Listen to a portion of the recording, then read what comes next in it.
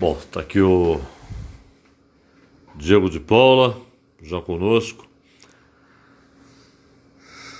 Fabi. Obrigado aí, gente. Esperando o Bregantin, Carlos Bregantin.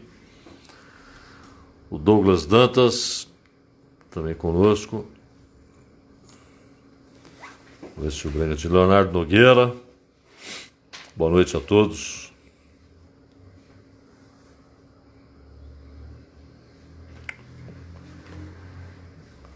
Fala, Douglas.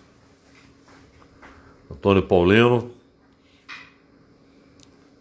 Vamos ver se o Bregantin já... Wellington Luiz Melo. Edno Trindade. O Franklin. Gustavo Ribeirão. Grande Ribeirão. Grande amigo. Antônio Paulino. Abraço, Ribeirão. Carlos Bregantin. Conosco aqui. Vamos ver se o Bregantin já... Também o Wellington Luiz Melo, o Noé Rodrigues Júnior, Fabi, muito obrigado por acompanhar o trabalho da gente, Fabi. O Márcio Fonseca, Carlos Bregantin, estou esperando, acho que você tem de mandar uma solicitação aí, Bregantin. Bruno Crespo, Daniel Sanches,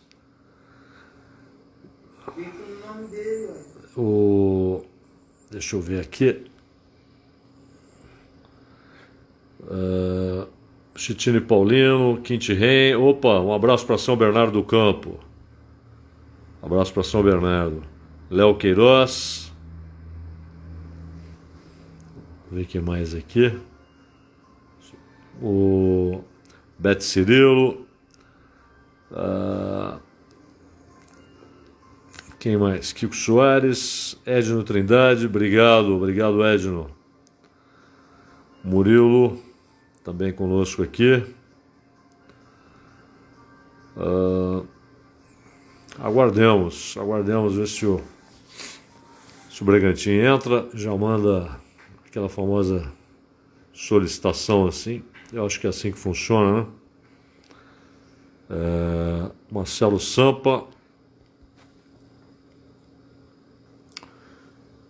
O Bregantin está conosco aqui. A gente tinha combinado uma conversa para esse horário, né? E lá ele abriu a página dele. Lamin também, Denis Logri, Barcelona, Thiago, Cilinha Antônia. Bom, e aí a minha imagem lá não tava abrindo, então estou tentando por aqui. Marcelo Sampa e se eu estiver falando certo aqui é o DP Race, é isso? Segunda-feira a gente vai estar no novo horário lá na rádio, né, das 3 às 5, junto com o Ronald Jimenez, no Bandeirantes Acontece. Programa de muita opinião, jornalismo, informação, enfim, nada de novo no front, né? Mas esperamos que seja um programa legal, que vocês gostem. Léo Queiroz, direto do Japuí, São Vicente. Christian Tavares Alcântara. Marcos Santos, Wagner Tavares. Denis Lugri. Obrigado pela consideração, agradeço a consideração, Denis. O N. Pertilli, grande N. Pertilli, músico de primeira, palestrino. O Fábio Ferrari, o Roger Fernando, Ale Lousada, Allen Rodrigues. Onde está você, Bregantin? Vamos ver se isso dá certo aqui. Por que ainda não consegui? Duca de Souza, Valéria Palácios, Suzy da Costa. Mas então, ô Fábio, obrigado. Fábio lá de Arujá. Abraço pro pessoal aí. Boa noite, Allen Rodrigues. Eu não sei se se eu estou fazendo a coisa certa aqui, por que que o Bragantino ainda não chegou. Minha ignorância em tecnologia é um negócio fabuloso, né? É uma ignorância antológica. Fabiana de Vancouver, no Canadá. Ô, Fabiana, vocês estão na primavera aí, né? Aqui está no outono, mas provavelmente aí está mais frio que aqui, né? A primavera de vocês aí deve estar mais fria do que o nosso outono. Se bem que anda frio por aqui também nesses dias. Mas nada que se compare ao Canadá, né? O Amilcar Martins. Enfim, mas esse programa de segunda vai ser um programa de 2 horas com muita análise, tá? Algumas entrevistas, mas não qualquer entrevista, né? Não entrevistar por entrevistar. Tentar fazer um negócio mais relevante, né? Entrevistas que acrescentem alguma coisa. Sueli Castro, o Isartec, Valéria Palácio, obrigado, Valéria, muito obrigado pela gentileza e agradeço a generosidade das palavras. Duca de Souza. E rapaz, você sabe que eu não tô. Aquele Messenger, né, do Facebook, eu não tenho mais aquilo.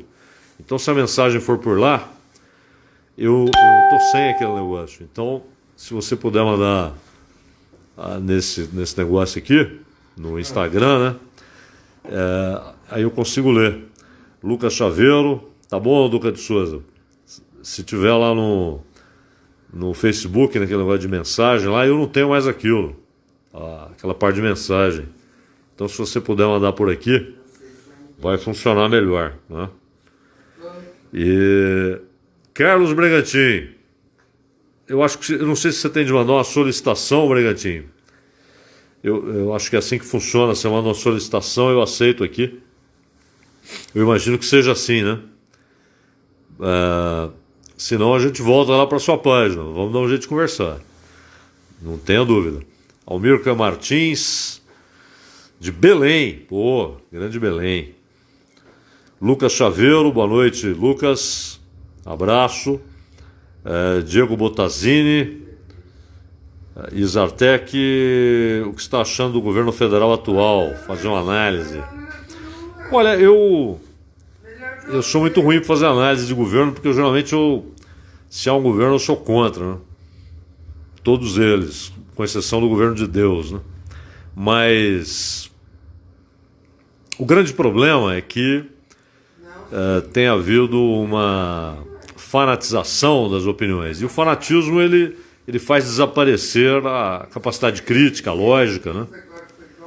E é preciso analisar decisão por decisão, ponto por ponto, e não fanatizar o debate. Senão vira um debate infantil, né? E o debate no Brasil já era indigente, agora ele, além de indigente, ele é infantil e histriônico. E filistino, né? O filistinismo é um dos grandes problemas desses tempos. Eduardo Alves, Rodrigo Dantas, Diego Bottazini, Malu Ju 57, Lucas Chaveiro, obrigado Lucas, Danilo Palmieri, Eduardo Alves, boa noite também, mandando uma noite para você, viu, Manuel? Boa noite. Mandando uma noite para você aqui. Deixa eu ver se aparece o Manuel aqui para ele mandar uma boa noite. Manda uma boa noite aí, moleque. Boa noite. Ele tá ali debaixo da coberta, que aqui tá frio.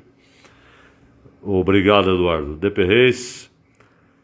Tem que pesquisar o nome dele e chamar ele para participar. Ih, rapaz, como é que é esse troço?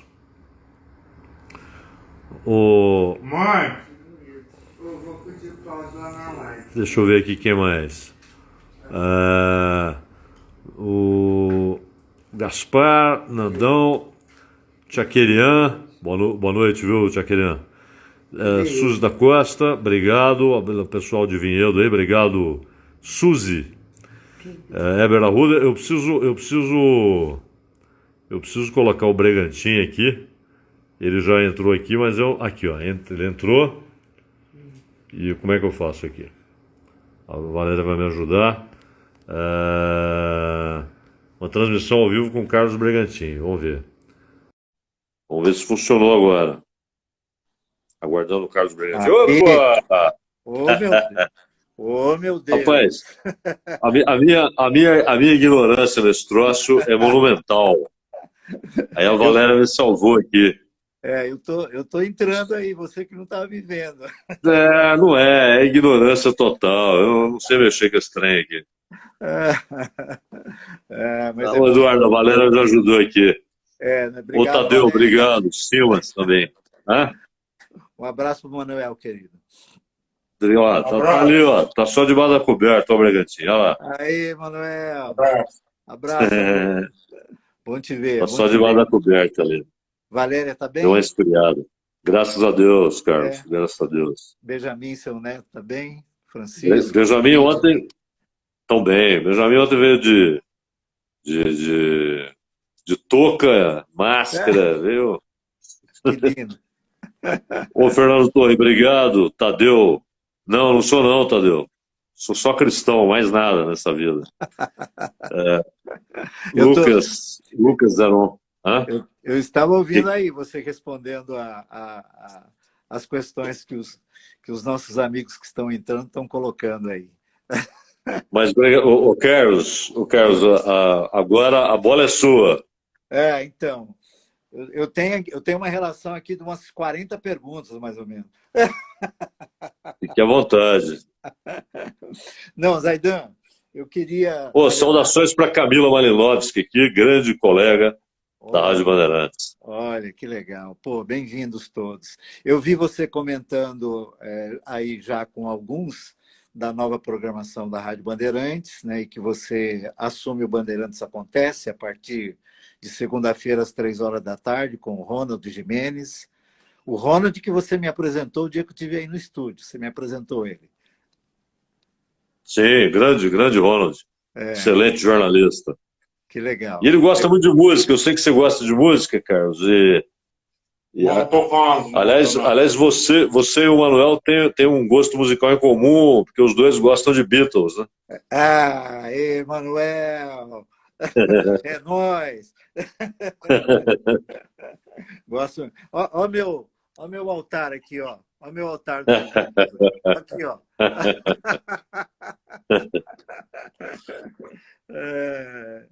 Mas é isso. Fez até a sequência do Help lá, né, na parede. Né? Tem lá. Eu tenho, Zaidan, tem dia, né? Tem os meus amigos bitomaníacos, né? Que tem dia que eu acordo, né? Aí a gente se liga e fala assim, hoje o dia eu preciso ouvir Beatles, senão não vai acontecer nada. Agora, eu sei que o seu gosto é muito mais sofisticado do que o meu. Não vamos entrar nesses detalhes, não. Não, é mais sofisticado só com relação a Tonico Tinoco, que eu gosto muito. É verdade, eu sei. Aliás, você pegou o Tonico Tinoco na rádio ainda, naquelas madrugadas? Não, né? Quando eu entrei na rádio eles já não estavam mais, mas o Na Beira da Tuia é um programa de antologia, né? E é uma honra para a gente saber que naquele estúdio esteve aquela dupla formidável, né? Caipira para valer, né? Tonico e Tinoco. Cantaram coisas maravilhosas. Não, eu como sou insone, né? Eu sou do tempo, eu peguei eles ainda, eu lembro disso, né? E eu não curto muito, né, o sertanejo, nenhum sertanejo, né? Mas eles eu gostava, né? Porque tem essa coisa, né? Não, até porque hoje você tem uma música assim, pseudo-sertaneja, são temas urbanos, né? Então, um sujeito falando de celular, de elevador, de avião. Falando, agora não, lá inúmeras duplas. Você tem um compositor, nada a ver. Tem um compositor, Raul Torres. O Rolando Boldrin gravou um disco só com músicas do Raul Torres. Aquilo é a música caipira. Aquilo é a música caipira. Então, ali o tema é a boiada, a viagem a cavalo, a fazenda, a porteira, o casebre. Né? Fantástico. E o Rolando é uma delícia, né? Rolando é uma delícia, ele cantando, contando caos, pelo amor de Deus. E ele gravou um disco só com música do Raul Torres. Sensacional. Que legal, que legal. Alvarenga e Ranchinho tá lembrando o N. Pertilli, que é o Varenga Ranchinho. Eles já adotaram um estilo mais humorado, né? Satírico e tal. Mas tivemos coisas maravilhosas. É verdade, é verdade. Mas olha, Zaidan, eu estava aqui, um primeiro assunto para a gente conversar, que tem a ver com as redes sociais, né? Que é diria assim, que é um fenômeno muito mais, ligado às redes sociais, embora desde que a internet chegou, que é uma realidade, né? Mas não tinha esse nome, quer dizer, não se falava em fake news quando a internet chegou. Não é? A gente tinha já, óbvio, uma incidência do compartilhar de notícias que não eram devidamente checadas, não é?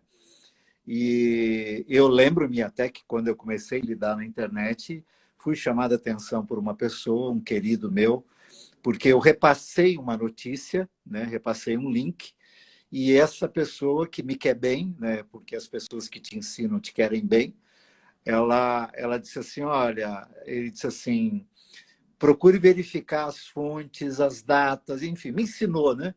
Como lidar na hora de compartilhar uma notícia, uma informação, alguma coisa que fosse, né? Ele disse assim, porque o que você acabou de compartilhar não é verdade. E eu me lembro que eu fiquei aqui como dizer assim, na minha cadeira envergonhado, né? Eu fiquei envergonhado, falei, caramba, compartilhei algo que não é verdade, eu não posso fazer isso, né? E aí, a partir daí, isso me tornou muito cuidadoso na questão do compartilhar. E vieram as redes, enfim, e hoje existe esse fenômeno da fake news, não é?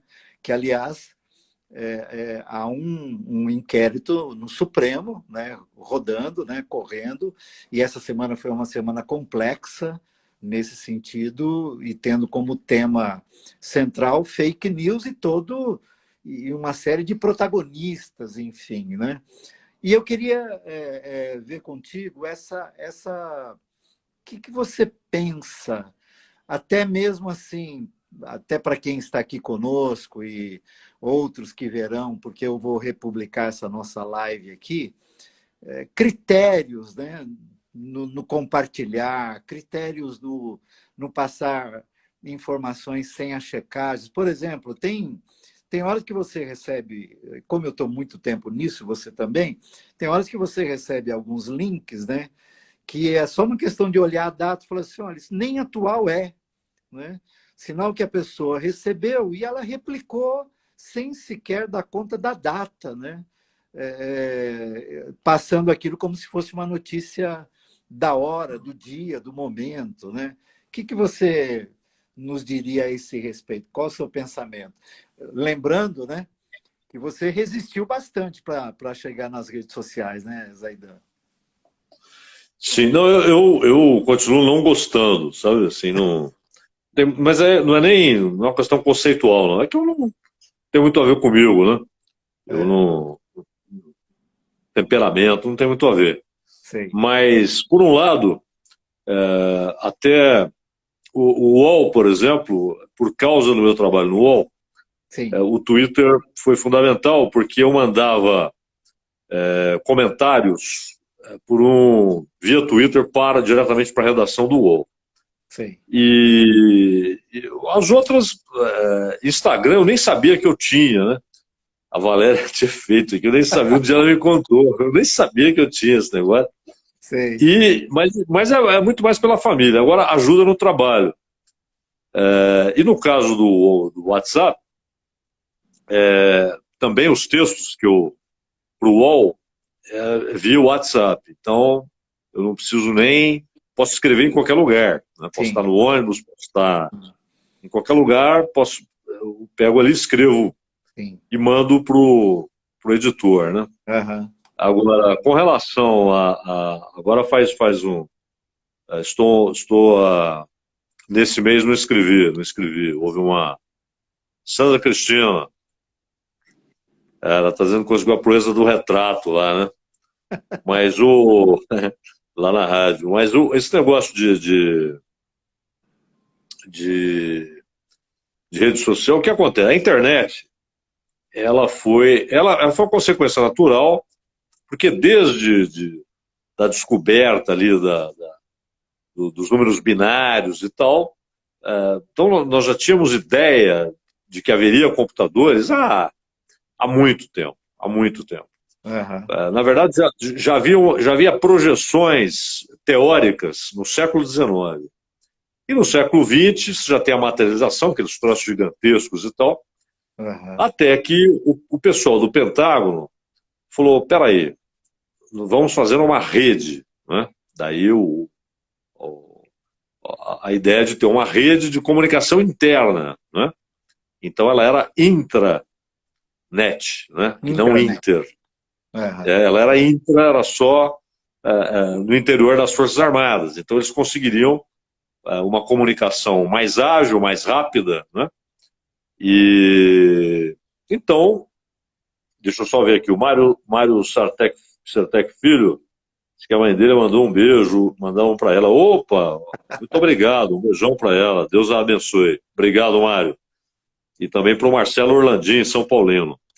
E aí, também estava na cara, né, Carlos, que o desenvolvimento dessa rede pelo Pentágono, fatalmente, logo depois se tornaria algo de uso civil. E se tornando algo de uso civil, se tornaria algo de uso comercial, né? E aí apareceriam os grandes provedores, né, as gigantes da internet, no Vale do Silício, onde havia sempre um estímulo econômico extraordinário para pesquisas e inovações, e aí surgem os gigantes do setor. Agora, muita gente fala em falsa notícia, né? As pessoas acabam usando a expressão inglesa, porque o Trump a popularizou, né? O Trump popularizou a expressão fake news. Ele gosta de falar fake news para a CNN, para o Washington Post, né? E às vezes até para o New York Times e tal. Mas essa história de notícia falsa, ela é antiquíssima, ela é muito anterior à imprensa, ela é muito anterior à comunicação de massa, até porque um dos mandamentos de Deus fala sobre o falso testemunho, né? Não darás falso testemunho. O falso testemunho é uma mentira, né? É uma informação falsa, é uma notícia falsa, um testemunho falso, e muito grave, por ser uma mentira, já é grave, e por ser um testemunho, era na verdade algo para condenar alguém, né? A partir de uma informação falsa, de uma mentira. O próprio Senhor, houve testemunhos falsos contra o Senhor no julgamento dele, o Senhor Jesus Cristo, né? Houve testemunhos falsos contra ele, houve testemunhos falsos contra Paulo. E então a mentira, ela é antiquíssima. Moisés escreveu aquilo há 3.500 anos, né? E obviamente se estava na lei é porque já era uma prática humana, era anterior a Moisés. Então, na verdade, podemos dizer que nos tempos pré-diluvianos já havia o falso testemunho, portanto a mentira e a notícia falsa, né?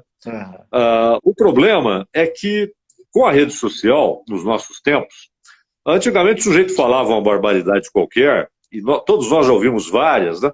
Mas ele falava ali, naqueles tempos em que as pessoas se sentavam na calçada, com a cadeira na calçada, e os vizinhos conversando, né? E aí o sujeito chutava lá uma tese para a morte do Kennedy, né? Uma teoria conspiratória, ou dizia que o homem não foi na Lua, que aquilo era invenção de americano, né? Enfim, qualquer coisa, e algumas nocivas, outras não, outras inconsequentes. Agora, com a rede social, o sujeito não fala mais para o vizinho, ele fala para o mundo, né?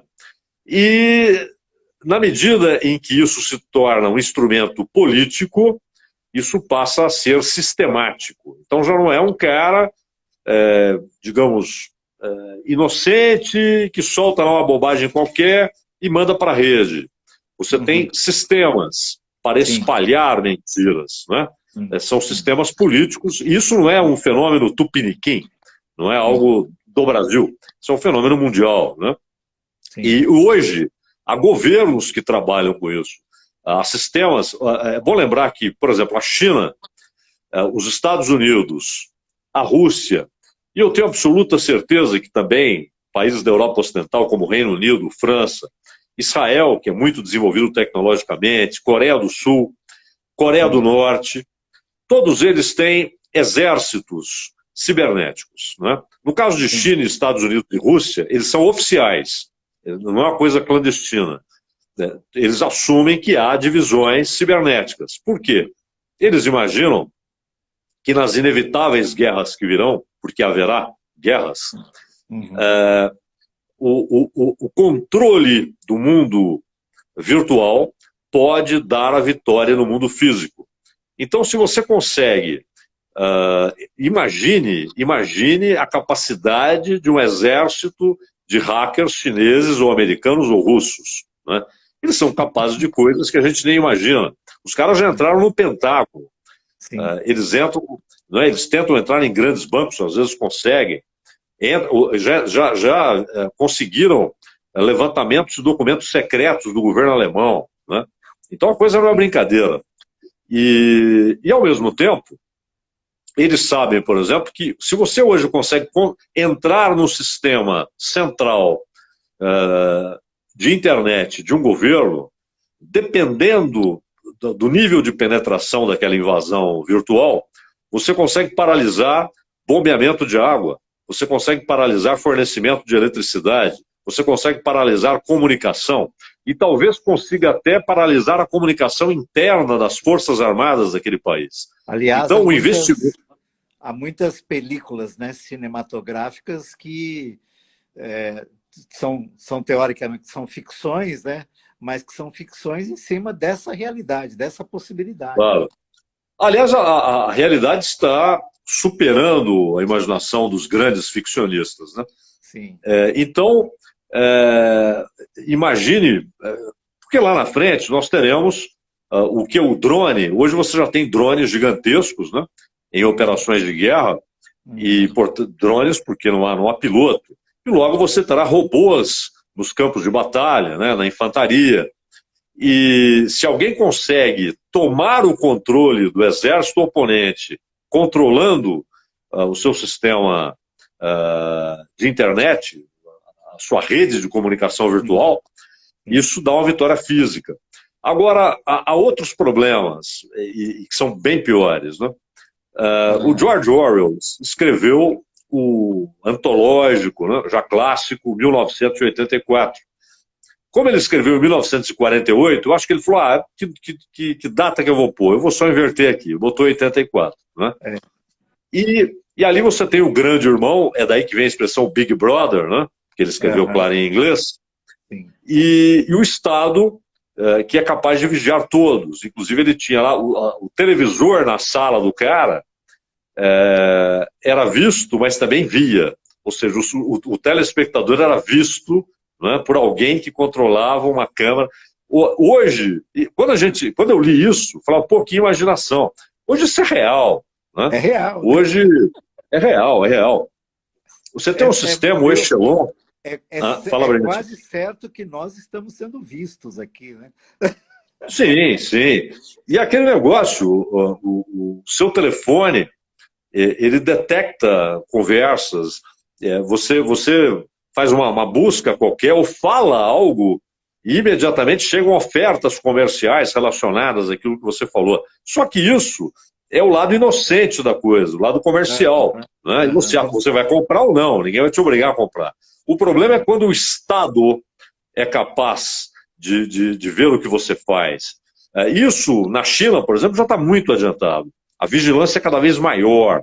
E é uma vigilância totalitária, do Estado totalitário. Algo que vai muito além do que o George Orwell imaginou com a sua genialidade. Ele se baseava no Stalin, né?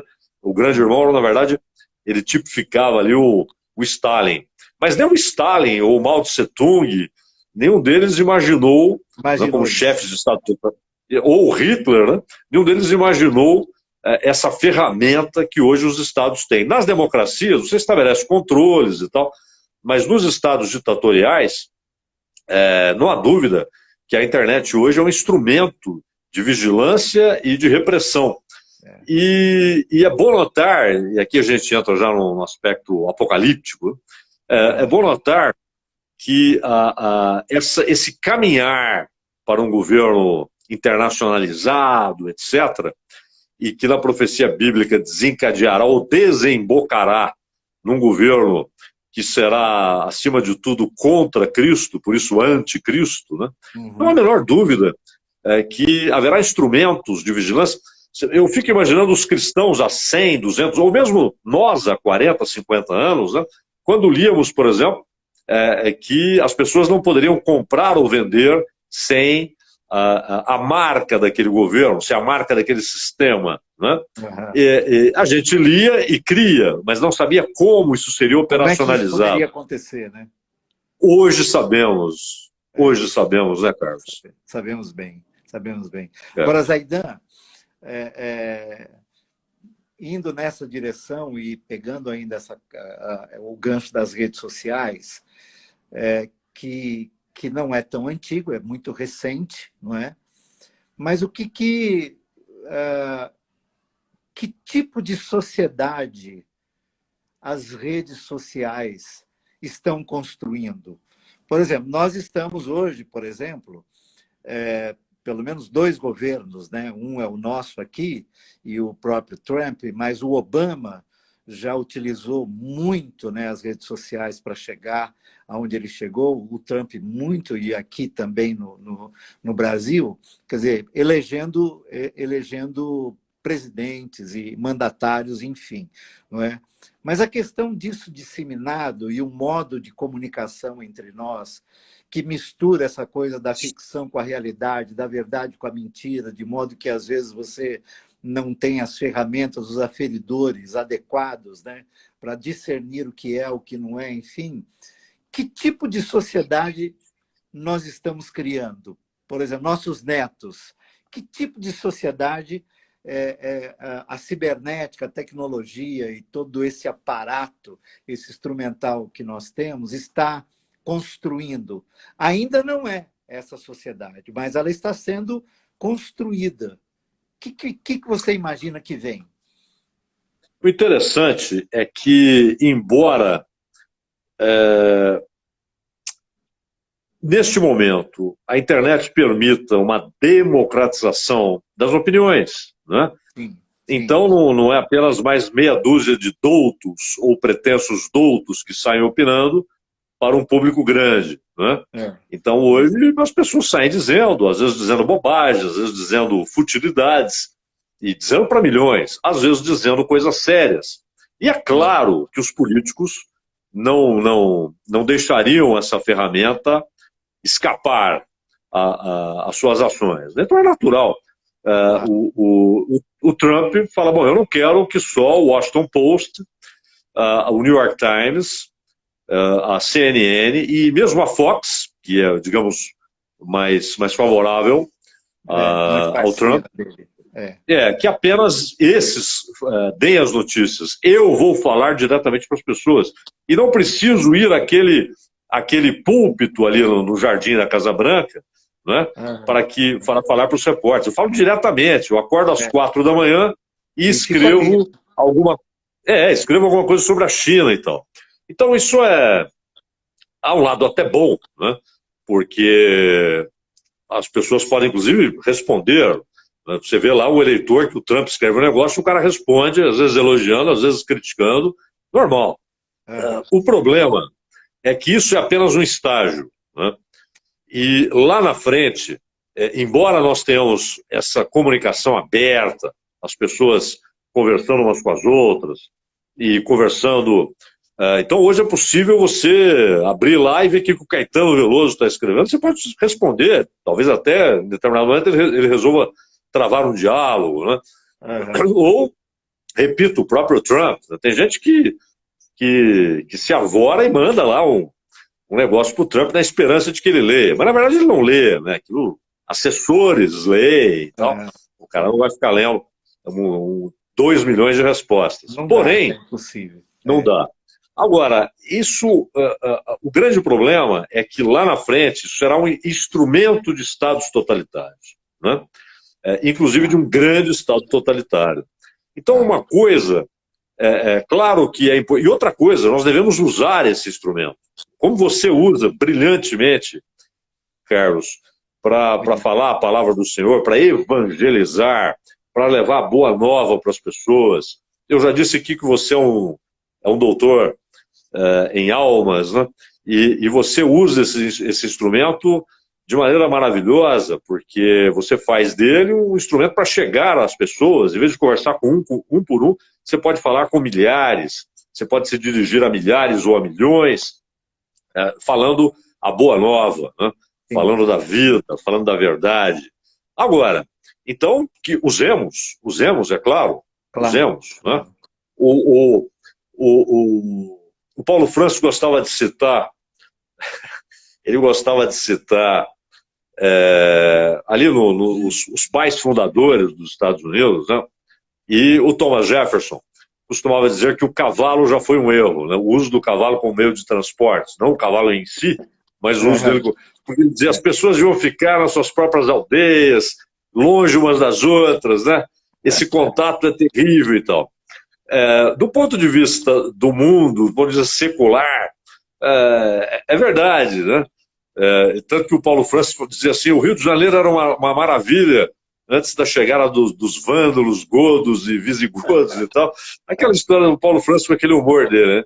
Exato, mas a verdade é que o transporte, a ideia do transporte foi fundamental, né?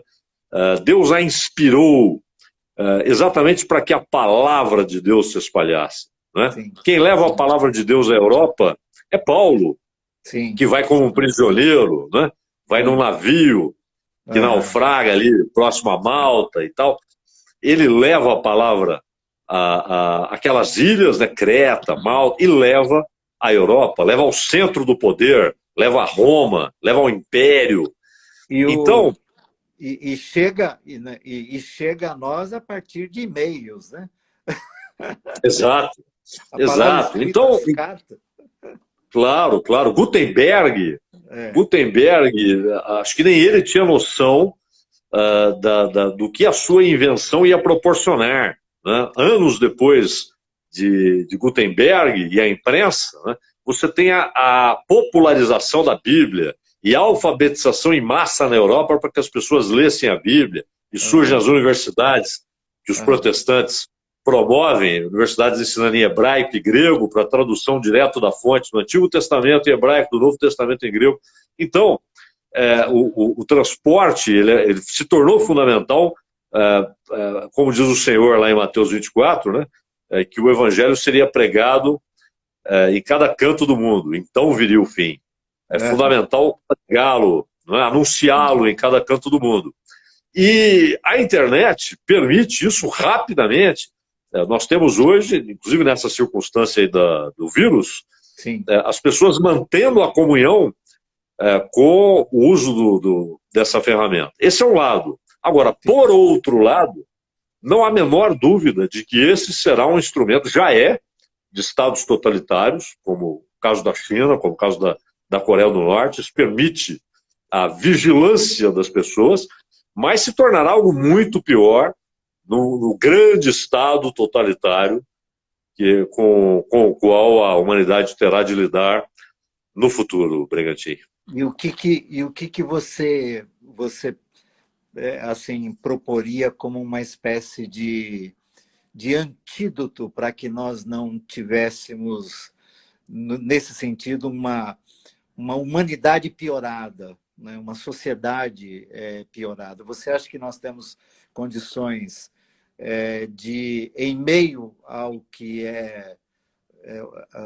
essa quase profecia que você está fazendo, e é apenas uma repetição daquilo que os textos bíblicos propõem, não é?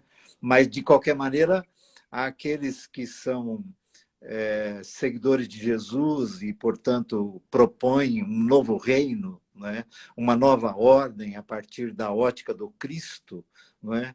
Qual seria o antídoto para que a gente não caia nas mãos de um totalitarismo absoluto, né? Já que a democracia, né, ela é uma proposta muito mais ligada ao reino do que o totalitarismo?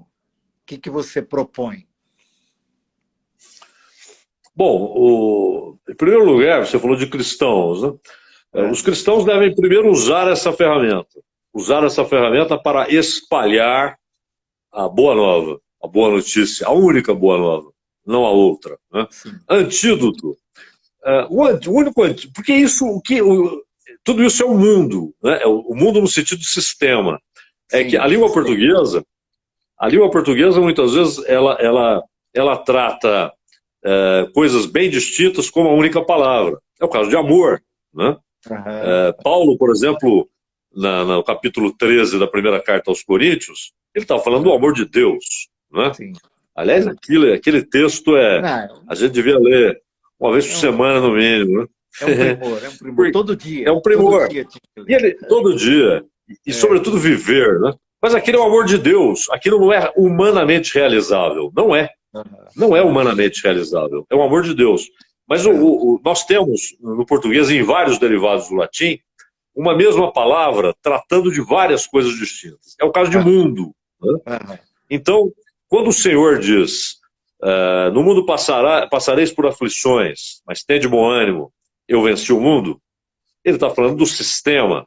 Porque o sistema do mundo, né? O sistema, a opressão, a repressão, né? A desigualdade, a injustiça, a desigualdade. Quando ele diz Deus amou o mundo de tal maneira, ele está falando dos homens, das pessoas. Né? Aí mundo no sentido dos humanos e dos animais. A criação, basta ver o último versículo do livro de Jonas, como Deus ama os animais. Né? O último versículo do livro de Jonas mostra isso. E, agora, quando ele diz eu venci o mundo, ele está se referindo ao sistema. Porque ele não pode... Ele ama o mundo ou ele venceu o mundo? Ele ama as pessoas. Ele venceu o sistema. Né? O que o homem corrupto produziu, o sistema produzido pelo homem corrupto, que é um sistema corrupto, laranjeira só pode dar laranja, a corrupção humana só pode produzir sistemas corruptos, desonestos e opressores. Né? Então, o único antídoto ao mundo é o que venceu o mundo. Ninguém mais vence o mundo. Todos nós reproduzimos o mundo. Qualquer pensador, em qualquer época, se você pegar na antiguidade clássica, mesmo antes dos pré-socráticos, ou pegar Sócrates, ou pegar Platão, ou Aristóteles, uma ordem cronológica, ou se pegar os alemães, né, de Kant, Hegel, até Nietzsche, Marx, o dinamarquês Kierkegaard, o suíço Schopenhauer, não importa. Você vai reproduzir o mundo, né? E portanto você não traz a vitória sobre o mundo. Nenhum de nós é capaz de vencer o mundo. Só um venceu o mundo. Eu venci o mundo, disse o Senhor. Então ele é o único antídoto. Não há outro antídoto. E a palavra dele é esse antídoto. Eu sempre digo que para as farsas que existem na religião, e são muitas, né? Para aqueles que inclusive usam a Bíblia, usam pedaços e tiram aquele pedaço do novelo, que é Cristo, de Gênesis a Apocalipse, só há uma pessoa ali, é Cristo.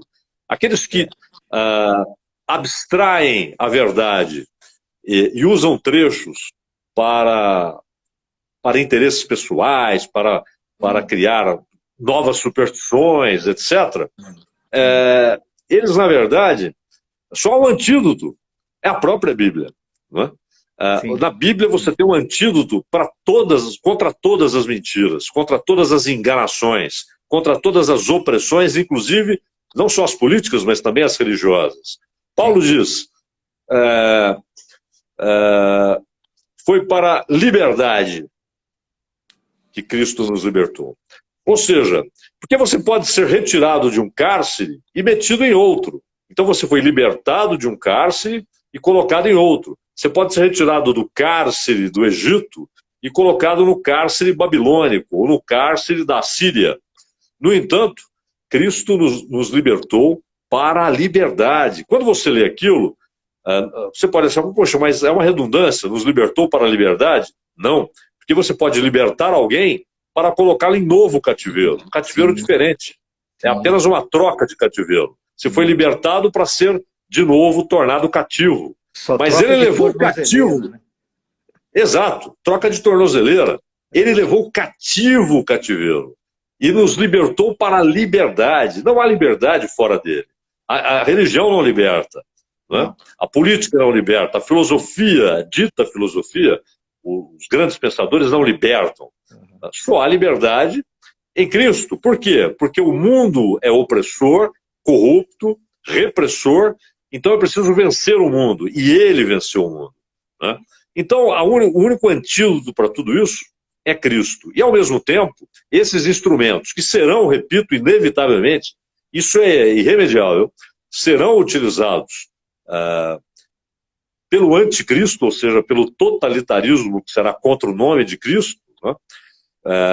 É claro que esse mundo virtual será utilizado, e será utilizado de maneira abrangente, né, em níveis mundiais, mas esses instrumentos devem hoje ser usados pelos cristãos e por aqueles que amam a liberdade, exatamente para defendê-la e para espalhar a boa nova. Então, viva o Carlos Bregantin, que usa as redes sociais para espalhar a boa nova. Eu tento. Agora, me diz uma coisa, até à luz do que você está dizendo. O que nós temos hoje é o uso das escrituras e de expressões descontextualizadas, usadas de maneira conveniente para criar seguidores, como se sendo seguidores do Cristo, ou como se amando de Deus, mas, na verdade, tratando de seus próprios interesses, de suas próprias convicções. E aí você vê um sem número de pessoas que carregam o título de cristão, carregam o santo nome do Senhor, mas que na prática e na conduta, na rotina, na agenda da vida e nas proposituras para a vida enquanto sociedade, ou mesmo no aspecto do mundo político, é absolutamente contrária a essa absoluta e plena liberdade que se conquista em Cristo, não é? Nenhum tipo de algema ou de aprisionamento ou de sedução que aprisione, mesmo levando o nome do Senhor, mesmo utilizando o nome do Senhor como um jargão, um texto bíblico como um jargão, né? E enganando, né, a muitos. Você tem aí uma mistura que eu costumo chamar de piedade perversa, né? Quando você usa o nome do Senhor para imprimir um estado de caos ou de coisas, não é? Que conduzem pessoas à injustiça, à desigualdade e a aprisionamentos, né? Às vezes aprisionamentos internos e externos também. Claro. Só que isso também não surpreende, né? Porque também isso está previsto no texto bíblico, né? Paulo fala disso em Coríntios, quando diz, estão pregando por interesse, que preguem, né? E ele fala também daqueles que pregam por interesse, inclusive financeiro, né? Ele trata disso com Timóteo. Pedro fala daqueles que não zelam, não apacentam as ovelhas, mas que as oprimem, né? E que querem governá-las, não querem apacentá-las. O que o Senhor fala para Pedro? Apacenta. Ele não fala mande, assim, comande, conduza. Ele diz assim, ele diz apacenta o meu rebanho, não é seu. O meu rebanho, não é seu. Meu rebanho. Não é seu, meu rebanho. Né? Apacenta as minhas ovelhas, apacenta. Ele não diz comande-as, né? E o próprio Pedro, já muito mais velho, trata desse assunto quando fala não queiram dominar, né? E Mateus 23, que fala dos fardos que os religiosos criam, é quando ele fala dos sepulcros caiados, né, que por fora são limpíssimos, e é quando ele fala, aquilo é espetacular, dos que coam mosquitos e engolem camelos. Né? Então, coam coisinhas, então criam ordenanças, né? Não façam isso, não façam aquilo, né? Olha, você fez isso, e ficam cuidando de coisinhas, de moscas, de mosquitos, mas engolem camelos. Por que engolem camelos? Porque aceitam o que não é do Senhor, o que é do mundo, e reproduzem o que é do mundo. Agora, Deus é tão misericordioso, né? Ele é a misericórdia. Não é que ele é misericordioso, ele é a misericórdia. Ele é. Que ali, você tem ali, às vezes, centenas de pessoas que vão ali naquele lugar buscar a Deus. E pode ser que em alguns lugares elas encontrem gente entregando Deus, entregando Cristo. Mas em outras, elas encontrarão pessoas que vão entregar falsidades, que têm interesses, têm interesses, às vezes, financeiros, etc., que querem arrancar dinheiro, pregam crendices, pregam superstições, né? E enrolam as pessoas no mundo de superstições que nada tem a ver com Cristo. Então, mas Deus é tão misericordioso, porque se aquelas pessoas foram lá com o coração querendo Deus, se elas foram ansiosas por Deus, elas vão achá-lo. E mais, muitas delas vão inclusive ser influenciadas por falsos pregadores, vão acreditar em coisas que nada tem a ver com Cristo, mas lá no coração delas, elas acreditam que estão fazendo aquilo pelo Senhor. Elas receberão o grande galardão. Porque elas não foram ali por maldade, elas não foram ali por interesse, elas foram enganadas, mas elas creem, elas foram buscar o Senhor. E né? Deus conhece Agora, as intenções dos corações, né, Zaidan? Sim. Deus Agora, aquele que foi lá com interesse espúrio, que foi lá para enganar, que foi para fraudar a verdade, o Senhor disse, nem todo aquele que diz Senhor, Senhor. Nem todo aquele que diz Senhor, Senhor. Né? Então, quem vai julgar isso? Só Deus. Né? Eu não sei o que vai no coração das pessoas. Eu não julgo nem, não tenho de julgar porque eu não sei o que vai. Às vezes até o que está lá em cima falando, ele também foi enganado, ele está reproduzindo o que foi ensinado a ele. E ele apenas reproduz. Ele apenas reproduz e acredita que aquilo vem do Senhor. Mas quem sabe isso? O Senhor. Não sou eu não sei. Né? Não nos cabe isso, né? Não nos cabe. Graças a Deus. Ô Zaidan, como você que chamou a live, eu penso que a gente está indo já para o os estertores. Deve aparecer aí para você os últimos 2 Apareceu minutos. encerrar, A hora que aparecer os últimos 2 minutos, você me avisa e a gente... De qualquer maneira, eu queria agradecer o pessoal que está aqui com a gente, né, ouvindo essa nossa prosa, e muito mais a você do que a mim, o que é muito bom, e é por isso que eu quis essa live, né, para que as pessoas pudessem ouvi-lo, até porque no ambiente da rádio, você trata dos assuntos comuns do dia a dia, não é? Embora você sempre imprime em algum momento e entre linhas, né, o seu pensamento cristão, né, a sua fé, o modo como você crê, mas numa live como essa aqui a gente pode explorar um pouco mais, né, o seu conhecimento a esse respeito. Nesse sentido, num tempo em que os cristãos sinceros que são dados à comunhão, a comungar, e a comunhão é uma disciplina espiritual que implica em edificação pessoal, em acolhimento, em escoramento, aquela ação que o Espírito Santo promove em nós, né, de paracletar, né, de nos escorar, e a comunhão ela tem esse poder, né? Nós estamos sendo privados disto, né? Como é que você tem lidado com a sua disciplina espiritual e esse aspecto da comunhão? Bom, primeiro um abraço aqui para o Marcelo Rogerini, para todos que estão acompanhando, como disse o Bregantin.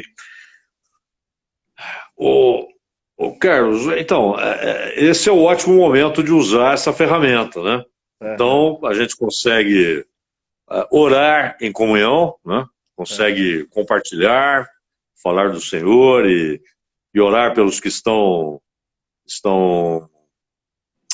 enfermos fisicamente ou enfermos na alma, né? Orar por eles. E a comunhão é fundamental. João diz: se você diz que ama Deus e não ama seu irmão, isso é mentira, você é mentiroso, né? Porque não tem como você não ama o seu irmão que você vê. Como é que você ama a Deus que você não vê? Né? E a comunhão é isso. Agora, a comunhão ela só faz sentido quando ela é em Cristo. Né? Veja que nós temos, eu não sei se vai dar tempo, nós temos denominações, né? Denominações. Não há duas igrejas. É impossível haver duas igrejas, porque a igreja é o corpo de Cristo. E sim, Cristo não tem dois corpos, ele tem um corpo, que é a igreja. Né? E em João 17, ele ora pela unidade da igreja. Ora, 17, 21. Se ela fosse humanamente realizável, ele teria dito para os discípulos: sejam um, como eu e o Pai somos um. Mas não adiantaria dizer isso para eles, porque não é humanamente realizável. Então ele ora para que eles sejam um. E nós só somos um quando nós temos um único cabeça, Cristo. Ele é o cabeça da igreja. Né? Se qualquer outro se arvora a ser o cabeça, ainda que de uma parte da igreja, isso provoca divisão. Sim. Né? Porque não é possível haver duas cabeças, só há uma cabeça que é a de Cristo. Ele é o cabeça. Né? A ele foi dado o corpo e ele foi dado à igreja para ser o cabeça da igreja. Né? E a igreja é a plenitude de Cristo. Olha o que Paulo enxergou. Né? Ou seja, ele só é o Cristo todo inclusivo no seu corpo, na sua igreja. Dividir isso é terrível. É terrível. Mas só há unidade em Cristo. Né? Então a gente tem comunhão, não temos placas, não temos nome, o único nome é Cristo. E eu acho que a gente tem de usar a internet nesses tempos para manter a comunhão, para orar, para conversar, como a gente está fazendo aqui, né? Para compartilhar Cristo. Não temos. A boca fala do que o coração está cheio. Você, eu já li, costuma dizer que os dedos teclam, né? Do que o coração está cheio. Eu acho muito bom quando você coloca isso lá.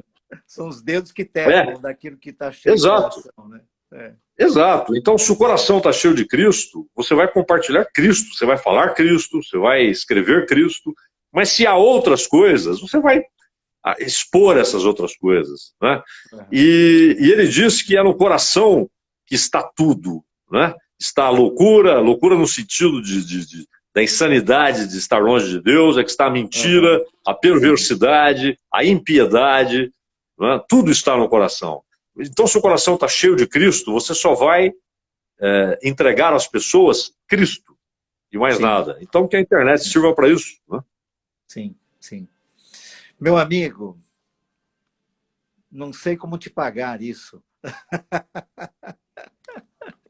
Ore por mim. Muito obrigado pelo carinho. Tenho orado, amigo, tenho orado. Eu tenho feito todas as noites, às 9h30, a nossa bendita hora de oração. E eu tenho estendido, né, àqueles que oram comigo, uma oração pela humanidade. Né? Eu tenho orado para que a comunidade científica descubra medicações e vacinas, eu tenho orado para que os governos se harmonizem, tenho orado... Temos 18 segundos, Carlos. Puxa vida. Um abraço para você, um bom final de semana, viu, Zaidan? E na segunda-feira estaria aqui às 3h da tarde para ver... Que honra! Uma honra. Ore por mim. Um abraço para você e para todos. Abraço a todos.